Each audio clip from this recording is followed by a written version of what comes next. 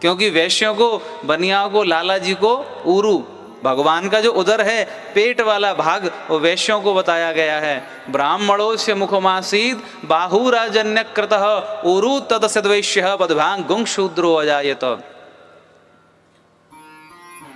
4 आश्रमों का, 4 वर्णों का सुखदेव जी ने वर्णन किया है। और इसके बाद में बताया कि देवता और दानव दोनों ने मिलकर के समुद्र मंथन की योजना बनाई। समुद्र मंथन की कथा आपने सुनी होगी। जिस तरह से दही को मथ के माखन निकाला जाता है, ऐसे ही समुद्र को मथ के जो समुद्र के भीतर रत्न हैं वो निकालेंगे देवता और दानव मिलकर के। बहुत से बड़े बड़े कार्य ऐसे हैं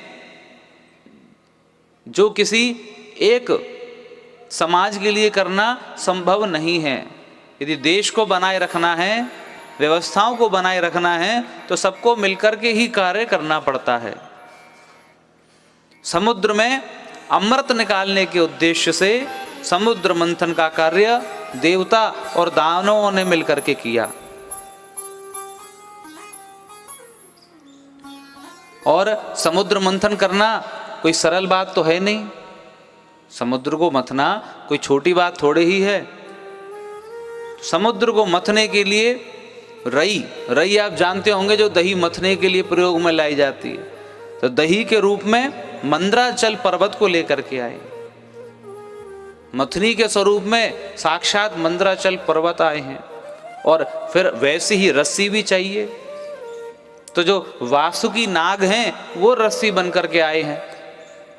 और उसको बैलेंस करने के लिए, उसका भार सहने के लिए भगवान नारायण ने ही कच्छप अवतार लिया। कच्छप अवतार लेकर भगवान नारायण ने समुद्र में प्रवेश किया। अपनी पीठ पर मंद्राचल पर्वत का भार को रोका और वासुकी नाग के द्वारा समुद्र मंथन प्रारंभ हुआ। अब जैसे ही समुद्र मंथन प्रारंभ हुआ तो महाराज एक ओर से देवता खींच रहे हैं, एक ओर से दानव खींच रहे हैं। तो जो वासुकी नाग है ना,